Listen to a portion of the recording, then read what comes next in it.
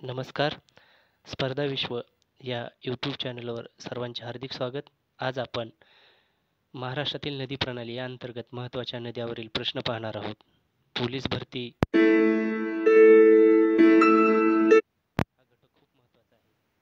तत्पूर्वी तुम्ही जर माझ्या चॅनलवर नवीन असाल तर चॅनलला सबस्क्राईब करा, कारण अशा प्रत्येक घटकावरील व्हिडिओ पाहण्यासाठी तुम्हास उपलब्ध होतील. तर चला मित्रांनो, आज आपण आपल्या विषयाला सुरुवात करूया. महाराष्ट्रातील नदी प्रणाली या अंतर्गत सर्वात महत्त्वाची नदी येते गोदावरी नदी. तर प्रथम आपण गोदावरी नदीवरील महत्त्वाचे प्रश्न पाहूयात. महाराष्ट्रात नदी प्रणाली या अंतर्गत दोन प्रकार आहेत. एक पूर्ववाहिनी नद्या आणि दुसऱ्या पश्चिमवाहिनी नद्या. कारण सह्याद्री पर्वत हा महाराष्ट्रातील नद्याचा प्रमुख जलविभाजक आहे आणि या सह्याद्री पर्वतामुळे महाराष्ट्रातील नद्यांचे पूर्ववाहिनी आणि पश्चिमवाहिनी असे दोन प्रकार आढळतात. तर गोदावरी नदीचे प्रश्न. प्रश्न पहिला आहे, गोदावरी नदीचा उगम कोठे होतो? तर मित्रांनो, गोदावरी नदीचा उगम नाशिक जिल्ह्यातील ब्रह्मगिरी टेकड्या येथे त्र्यंबकेश्वर येथे नदीचा उगम होतो. तर त्र्यंबकेश्वर हे ठिकाण ब्रह्मगिरी टेकड्या येथे येते. दुसरा महत्त्वाचा प्रश्न आहे, गोदावरी नदीची महाराष्ट्रातील लांबी किती? आता गोदावरी नदीची एकूण लांबी पाहिलं तर गोदावरी नदीची एकूण लांबी आहे 1465 किलोमीटर. तर महाराष्ट्रातील तिची लांबी आहे 668 किलोमीटर. तर महाराष्ट्रातील लांबी आहे 668 किलोमीटर. पुढचा तिसरा प्रश्न आहे, भारतातील सर्वात मोठी नदी. दक्षिण भारतातील सर्वात मोठी नदी कोणती? तर दक्षिण भारतातील सर्वात मोठी नदी आहे गोदावरी नदी. देशाचा विचार केला तर देशातील सर्वात मोठी म्हणजे लांब नदी गंगा नदी आहे आणि गंगा नदीनंतर देशातील दुसऱ्या क्रमांकाची गोदावरी नदी ही नदी येते. आणि दक्षिण भारताचा विचार केला तर दक्षिण भारतातील सर्वात मोठी नदी गोदावरी नदी आहे. पुढचा चौथा प्रश्न आहे, कोणत्या नदीचा उल्लेख दक्षिण भारताची गंगा असेही करतात? खूप महत्त्वाचा प्रश्न आहे मुलांनो. दक्षिण भारताची गंगा. तर दक्षिण भारताची गंगा गोदावरी नदीस म्हणतात. पाचवा प्रश्न आहे, कोणत्या डोंगर रांगामुळे भीमा व गोदावरी नदीची खोरी वेगळीच होतात? खूप महत्त्वाचा प्रश्न आहे. डोंगर रांगा. जर आपण उत्तरेकडून दक्षिणेकडे आलं तर सातपुडा पर्वतरांग, सातमाळा, बालाघाट डोंगर रांगा, शंभू महादेव डोंगर रांगा अशा डोंगर रांगा आढळतात. तर गोदावरी नदी आणि भीमा नदी या दोन नद्यांची खोरी हरिश्चंद्र बालाघाट डोंगर रांग या रांगेमुळे वेगळी होतात. हरिश्चंद्र बालाघाट डोंगर रांग. सहावा प्रश्न आहे, गोदावरी नदीच्या दक्षिणेस कोणती डोंगर रांग आहे? आता गोदावरी नदीच्या दक्षिणेस हरिश्चंद्र बालाघाट ही डोंगर रांग आहे. गोदावरी नदीच्या उत्तरेस कोणती डोंगर रांग आढळते? तर गोदावरी नदीच्या उत्तरेस सातमाळा, अजिंठा डोंगर रांग आढळतात. आठवा प्रश्न आहे, पुढीलपैकी कोणती गोदावरीची उपनदी नाही? खूप महत्त्वाचा प्रश्न आहे, कारण महाराष्ट्र लोकसेवा आयोग या परीक्षेमध्ये असे प्रश्न विचारले जातात. गोदावरी नदीची उपनदी नाही. पर्याय एक, दारणा, प्रवरा, कादवा, इंद्रायणी. जर आपण इथं पाहिलं तर याचे योग्य उत्तर आहे इंद्रायणी. गंगापूर हे धरण नाशिक जिल्ह्यात असून ते कोणत्या नदीवर आहे? गंगापूर हे धरण नाशिक जिल्ह्यात असून ते कोणत्या नदीवर आहे? तर ते नाशिक जिल्ह्यातील गोदावरी नदीवर ते धरण आहे. पुढीलपैकी कोणते शहर गोदावरी नदीकाठी वसलेले नाही? तर गोदावरी नदी ही नाशिक जिल्ह्यातून नंतर मराठवाड्यात प्रवेश करते आणि काही शहरं हे या नदीकाठावर वसलेले आहेत. पैठण हे गोदावरी नदीकाठावरील आहे. गंगाखेड पण आहे. कोपरगाव हे पण गोदावरी नदीकाठावर आहे. गोदावरी नदी खोऱ्याचा विचार केला तर यामध्ये नेवासे हे ठिकाण गोदावरी नदीकाठावर वसलेले नाही.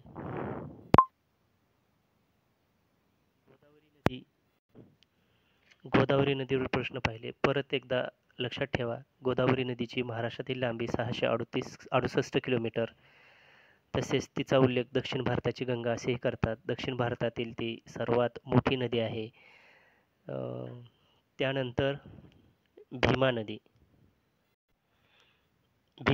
भीमा ही कृष्णा नदीची एक महत्त्वाची उपनदी आहे. महाराष्ट्रातील ती दुसऱ्या क्रमांकाची नदी आहे, म्हणून तिचा एक स्वतंत्र विचार केला जातो. पहिला प्रश्न आहे, भीमा नदीचा उगम कोठे होतो? भीमा नदीचा उगम कोठे होतो? तर भीमा नदीचा उगम पुण्याजवळील भीमाशंकर येथे होतो. महाराष्ट्रातील जे 5 ज्योतिर्लिंग आहेत, त्या 5 ज्योतिर्लिंगांपैकी भीमाशंकर हे एक ज्योतिर्लिंग आहे. मगाशी आपण गोदावरी नदीचा उल्लेख केला. गोदावरी नदी त्र्यंबकेश्वर येथे उगम पावते. त्र्यंबकेश्वर हे पण एक महाराष्ट्रातील प्रमुख ज्योतिर्लिंग आहे. दुसरा महत्त्वाचा प्रश्न आहे, बालाघाट डोंगराच्या दक्षिणेस कोणती नदी आहे? तर बालाघाट डोंगर मगाशी आपण पाहिला, तर बालाघाट डोंगर या डोंगररांगाच्या दक्षिणेस भीमा नदीचे खोरे आहे. तिसरा अतिशय महत्त्वाचा प्रश्न आहे, बऱ्याचशा परीक्षामध्ये हा विचारला गेलेला आहे. पंढरपूर कोणत्या नदीकाठावर बसले आहे? पंढरपूर हे तीर्थक्षेत्र कोणत्या नदीकाठावर बसलेले आहे? तर पंढरपूर हे तीर्थक्षेत्र भीमा नदीकाठावर वसलेले आहे. भीमा नदी कृष्णा नदीस टिंबटिंब येथे भेटते. यांचा संगम कुठे होतो? आता भीमा नदी महाराष्ट्रातून वाहत पुढे कर्नाटक राज्यात प्रवेश करते आणि कृष्णा नदी ही पुढे कर्नाटक राज्यात प्रवेश केल्यानंतर कर्नाटक राज्यातील रायचूर जवळ कुरगुडी येथे या 2 नद्याचा संगम होतो. पाचवा प्रश्न आहे, भीमा नदी कोणत्या 2 डोंगर रांगा दरम्यान वाहते? भीमा नदीच्या उत्तरेस बालाघाट आणि दक्षिणेस शंभू महादेव डोंगर रांगा आहेत आणि या 2 डोंगर रांगांच्या दरम्यान भीमा नदी वाहते. पुढचा प्रश्न आहे, मुळा, मुठा आणि भीमा नद्यांचा संगम टिंबटिंब येथे होतो. तर मुळा आणि मुठा या 2 नद्या पुणे जिल्ह्यातून वाहत पुढे जातात आणि या 2 नद्याच्या काठावरच पुणे हे शहर वसलेले आहे. या पुढे भीमा नदीला भेटतात. त्यांचा संगम रांजणगाव हे अष्टविनायकापैकी एक असून तेथे त्यांचा संगम होतो. पुढचा 7वा प्रश्न आहे, भीमा नदीची महाराष्ट्रातील लांबी किती? आता भीमा नदीचा विचार केला तर भीमा नदीची महाराष्ट्रातील लांबी आपण विचारात घेतली तर ती 451 किलोमीटर आहे. पुढचा प्रश्न आहे, उजनी धरण कोणत्या नदीवर बांधलेले आहे? तर खूप महत्त्वाचा प्रश्न आहे. उजनी हे धरण भीमा नदीवर बांधले गेलेले आहे. पुढचा प्रश्न आहे, पुणे शहर कोणत्या नदीकाठावर वसले आहे? मगाशी आपण पाहिलं, पुणे हे शहर मुळा आणि मुठा या 2 नद्या काठावर वसलेले आहे. वरसगाव धरण कोणत्या नदीवर आहे? वरसगाव हे धरण कोणत्या नदीवर आहे? तर वरसगाव हे धरण मुळा नदीकाठावर आहे. पुढचा महत्त्वाचा प्रश्न आहे, वीर धरण कोणत्या नदीवर आहे? वीर धरण हे नीरा या नदीवर आहे. येथे प्रिंटिंग मिस्टेक झालेली आहे, टायपिंग मिस्टेक. इथे भाटघर असे आहे. भाटघर हे धरण कोणत्या नदीवर आहे? पुणे जिल्ह्यातील भाटघर हे धरण कोणत्या नदीकाठावर आहे? तर हे धरण येळवंडी नदीवर आहे. पुढचा महत्त्वाचा प्रश्न आहे, जेजूर हे तीर्थक्षेत्र कोणत्या नदीकाठावर आहे? तर जेजूर हे तीर्थक्षेत्र कऱ्हा नदीकाठावर आहे. कऱ्हा नदी. पुढचा आहे 14वा प्रश्न, देहू आळंदी हे तीर्थक्षेत्र कोणत्या नदीकाठावर आहे? तर देहू आळंदी हे तीर्थक्षेत्र इंद्रायणी नदीकाठावर आहे. तर अशा प्रकारे भीमा नदी ही महाराष्ट्रातील दुसरी महत्त्वाची नदी आहे. आपण त्याविषयीचे प्रश्न पाहिले. पुढील नदी आहे कृष्णा नदी आणि काही त्यावरील महत्त्वाचे प्रश्न. कृष्णा नदीचा उगम कुठे होतो? तर कृष्णा नदीचा उगम सातारा जिल्ह्यातील महाबळेश्वर येथे कृष्णा नदीचा उगम. महाबळेश्वर हे कृष्णा नदीचे उगमस्थान आहे. कृष्णेप्रमाणे वेण्णा, कोयना, गायत्री व सावित्री या 5 नद्याचे उगमस्थान ही महाबळेश्वर आहे. दुसरा महत्त्वाचा प्रश्न आहे, कृष्णा नदीची एकूण लांबी. कृष्णा नदीचा जर विचार केला तर ती महाराष्ट्रात उगम पावून शेवटी ते बंगालच्या उपसागरात जाऊन मिळते. तिची एकत्रित लांबी आहे 1400 किलोमीटर आणि महाराष्ट्रातील लांबीचा विचार केला तर 282 किलोमीटर ती महाराष्ट्रातून वाहते. पुढचा प्रश्न आहे, पुढीलपैकी कोणती नदी कृष्णा नदीस उजव्या किनाऱ्याने मिळत नाही? लक्षात घ्या, असे प्रश्न महाराष्ट्र लोकसेवा आयोगाला नेहमी विचारले जातात. तर कृष्णा नदीस उजव्या आणि डाव्या किनाऱ्याने नद्या येऊन मिळतात. तर हा प्रश्न आहे की उजव्या किनाऱ्याने मिळत नाही. तर यामध्ये वेण्णा, कोयना, वारणा या उजव्या किनाऱ्याने कृष्णा नदीस मिळतात. फक्त येरळा ही कृष्णेची एकमेव उपनदी आहे की ती डाव्या किनाऱ्याने कृष्णास मिळते. पुढचा प्रश्न आहे, कृष्णा व वेण्णा या नद्याचा संगम टिंबटिंब येथे होतो. आता कृष्णा व वेण्णा या दोन नद्याचा संगम माहुली येथे होतो. टिंबटिंब येथे कृष्णा व कोयन्याचा प्रीतिसंगम. आता प्रीतिसंगम याच्यावर खूप वेळा प्रश्न विचारलेला आहे. प्रीतिसंगम तर कराड, सातारा जिल्ह्यातील कराड येथे कृष्णा व कोयना यांचा प्रीतिसंगम होतो. टिंबटिंब येथे कृष्णा व पंचगंगा नदीचा संगम होतो. म्हणजे कोणत्या ठिकाणी कृष्णा व पंचगंगा नद्या एकमेकास भेटतात? तर कुरुंदवाड या ठिकाणी त्या दोघी एकमेकीस भेटतात. प्रश्न 7वा आहे कृष्णा नदीवरील, पुढीलपैकी कोणते शहर कृष्णा नदी खोऱ्यात येत नाही? जर आपण एकत्रित कृष्णा खोऱ्याचा विचार केला तर किर्लोस्करवाडी, मिरज, इस्लामपूर हे तिन्ही शहर हे या कृष्णा नदी खोऱ्यात येतात. कोपरगाव हे गोदावरी नदी खोऱ्यात येते, त्याच्यामुळे हे उत्तर आहे. धोम धरण, महाराष्ट्रात कृष्णा नदीवर हे एकमेव धरण आहे. तर धोम धरण कोणत्या नदीवर बांधले आहे? तर कृष्णा नदीवर हे धरण वाईजवळ बांधलेले आहे. राधानगरी धरण जे कोल्हापूर जिल्ह्यात असून ते कोणत्या नदीवर आहे? तर राधानगरी धरण हे भोगावती नदीवर आहे. पुढचा प्रश्न आहे, कृष्णा व पंचगंगा नदी संगमावर कोणते तीर्थक्षेत्र आहे? नृसिंहवाडी हे तीर्थक्षेत्र या नदीच्या संगमावर आहे. टिंबटिंब येथे कृष्णा व वारणा नद्याचा संगम होतो. कारण नद्याच्या संगम यावर पण पोलीस भरतीवर प्रश्न विचारले जातात.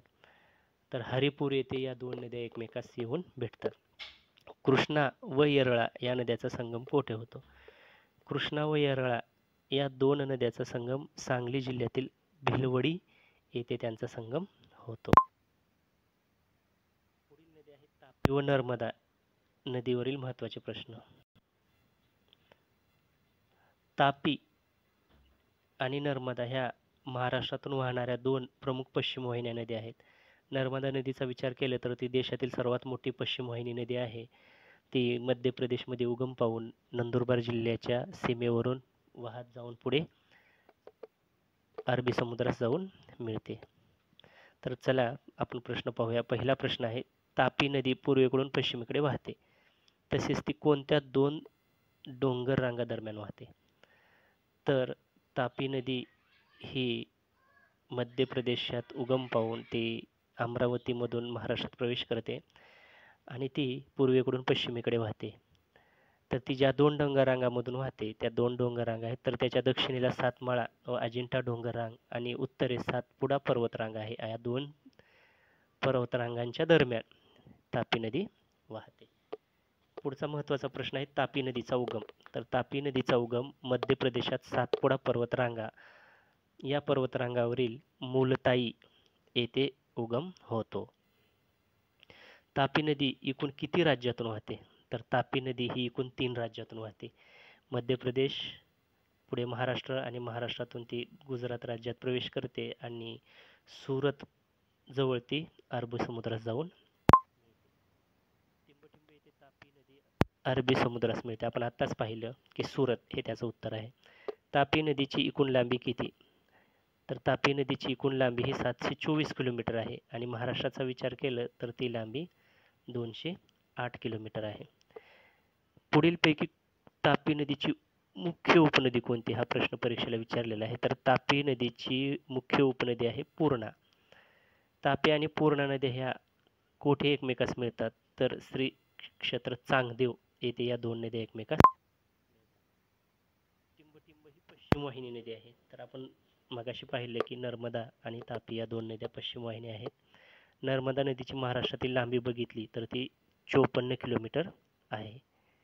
महान धरण कोणत्या नदीवर आहे?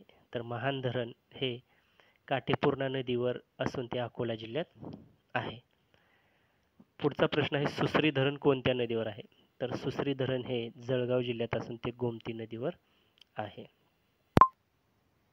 धुळे शहर कोणत्या नदीकाठावर वसलेले आहे? बऱ्याचशा पोलीस भरतीला बऱ्याचशा जिल्ह्यामध्ये हा प्रश्न विचारलेला आहे. तर धुळे शहर हे पांझरा नदीकाठावर वसलेले आहे. चाळीसगाव हे शहर कोणत्या नदी तीरावर आहे? तर चाळीसगाव हे तिस्तूर तिस्तूर या नदी किनाऱ्यावर वसलेले आहे.